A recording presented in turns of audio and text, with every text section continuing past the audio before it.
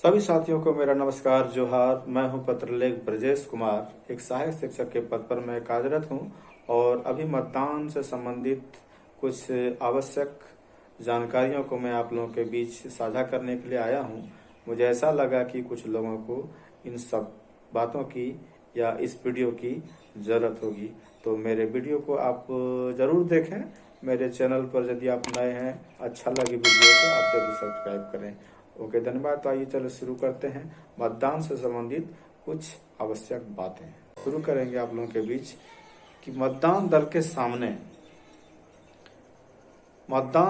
सामने या मतदान कर्मियों के सामने चुनाव के दिन जो सबसे बड़ी समस्याएं उत्पन्न होती है वो समस्याएं क्या क्या है।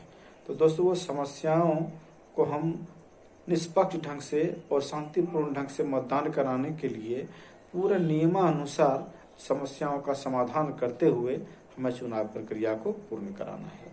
तो आइए देखते हैं कि चुनाव के दिन मतदान दल या मतदान कर्मियों के सामने क्या क्या समस्याएं उत्पन्न होती है, जिनमें कुछ प्रमुख समस्याएं हैं।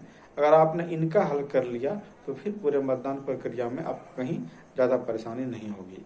तो सर्वप्रथम हम बात करेंगे कि मतदान के दौरान मतदान कर्मियों के सामने क्या क्या समस्याएं उत्पन्न होती हैं और उनका हम समाधान कैसे करेंगे। तो सबसे पहला जो समस्या है वो है टेंडर वोट का।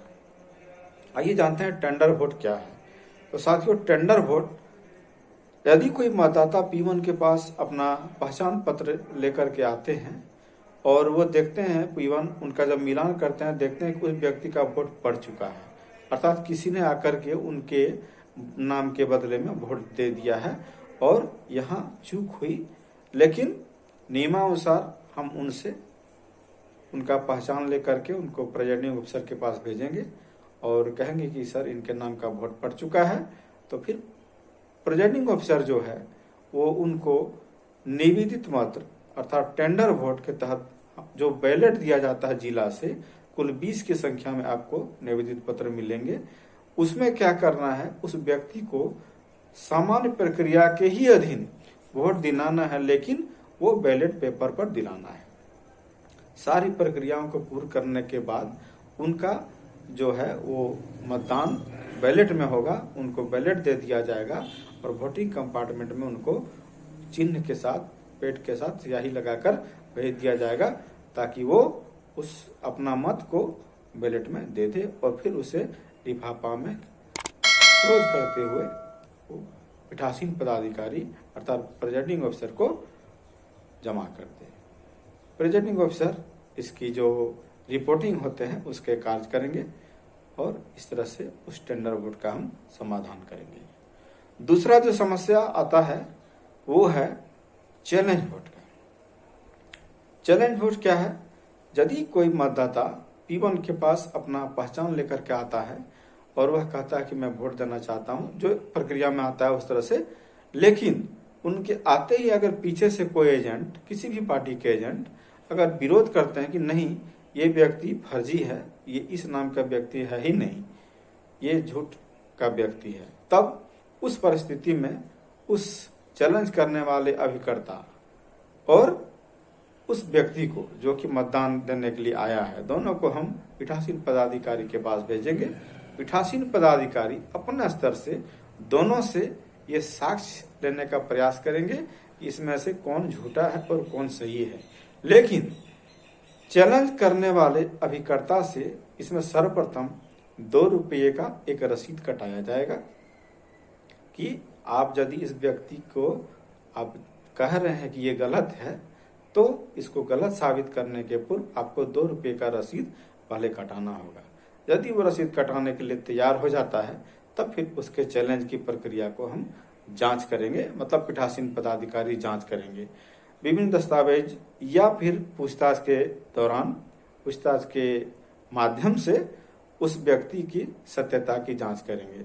यदि वो व्यक्ति फर्जी है तब तो उसे वहां पर नियुक्त पुलिसकर्मी के माध्यम से हम उसे थाने वाले को सौंप देंगे, अर्थात पुलिस को सौंप देंगे। और यदि वो व्यक्ति खुद को सही साबित करने में साबित होता है तो फिर उस एजेंट का 2 रुपया जब्त कर लिया जाएगा और उसे जिला कार्यालय में जमा कर दिया जाएगा। ये था। इस तरह से हम चैलेंज वोट को मतलब समाधान कर लेंगे। तीसरा आता है दोस्तों ASD की समस्या। तो ASD क्या है? इसका फुल फॉर्म होता है अब्सेंट, शिफ्टेड और डेथ। कई बार सर्वेक्षण के क्रम में BLO द्वारा कुछ लोगों को गांव में अनुपस्थित पाया जाता है, मतलब उनका पता नहीं चल पाता कि ये कहाँ है। ऐसी स्थिति में क्या होता है कि मतदाता सूची में उनको अनुपस्थित कर दिया जाता है। कुछ इसी तरह से सर्वे के दौरान कुछ लोगों को बताया जाता है कि ये यहाँ नहीं, अब दूसरे गांव में रहते हैं, दूसरे शहर में रहते हैं, तो उनको हम शिफ्टेड वोट कहेंगे। और ऐसे ही कुछ सर्वे में ऐसे कुछ लोग आते हैं जिनका कि ये नाम आ जाता है कि ये मर चुका है, मृत के श्रेणी में, तो उनको डेथ के श्रेणी में नाम डाल दिया जाता है। इस तरह से ASD का ये क्लियर हुआ। लेकिन मतदाता सूची में आपका ये डिलीटेड कह के मार्क रहेगा इनके नाम के ऊपर। तो जब भी ऐसा कोई मतदाता आ जाता है तो इनसे एक प्रमाण लेकर के उसमें आपका फॉर्मेट दिया जाएगा।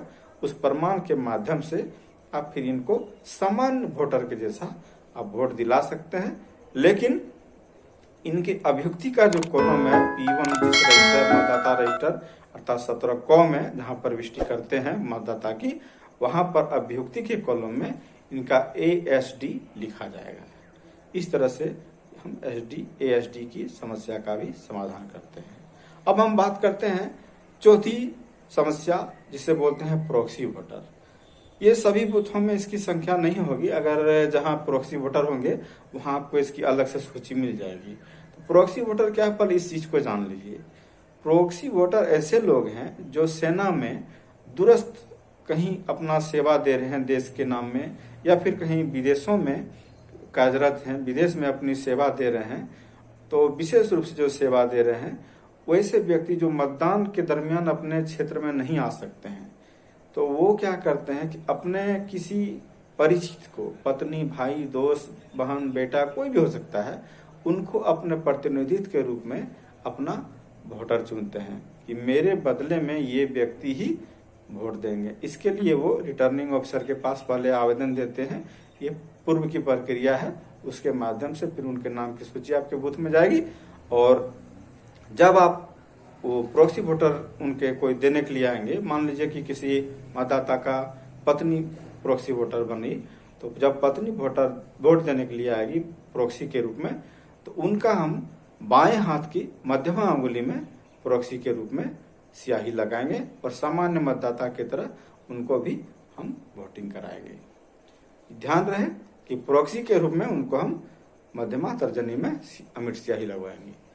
दूसरा, वही महिला अर्थात उनकी पत्नी जब अपना वोट देगी तो फिर अपना भी वोट उनको हम समान नियम से EVM के माध्यम से ही कराएंगे, लेकिन इस बार उनके तर्जनी अंगुली में जो है अमिट स्याही लगाया जाएगा। इस तरह से एक व्यक्ति 2 का वोट देगी, लेकिन यहाँ जब प्रॉक्सी जिनका वो प्रॉक्सी बनकर आई है उनके कॉलम में, अभियुक्ति कॉलम में, मतदाता रजिस्टर 17 कॉम में हम PV उनके क्रम में लिखेंगे और वहां पर प्रॉक्सी वोटर लिख के अंकित करेंगे, और जहां उनका नाम सीरियल नंबर आएगा वहां पर हम PV अंकित करेंगे।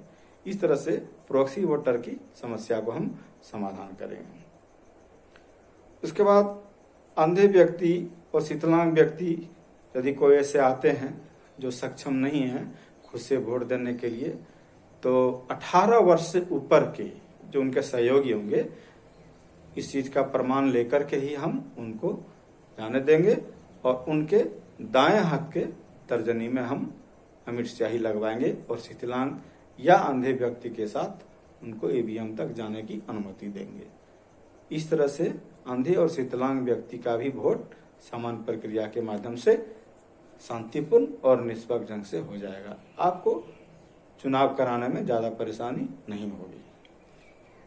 ये वीडियो का श्रृंखला फिर आपके लिए मैं लेकर के आऊंगा दूसरी समस्याओं के साथ। तब तक आप मेरे चैनल को सब्सक्राइब करें। यदि वीडियो अच्छा लगा हो तो इसे लाइक करें। यदि कोई सुझाव भी देना चाहते हैं तो आप इसमें कमेंट सेक्शन में जाकर के कमेंट कर सकते हैं।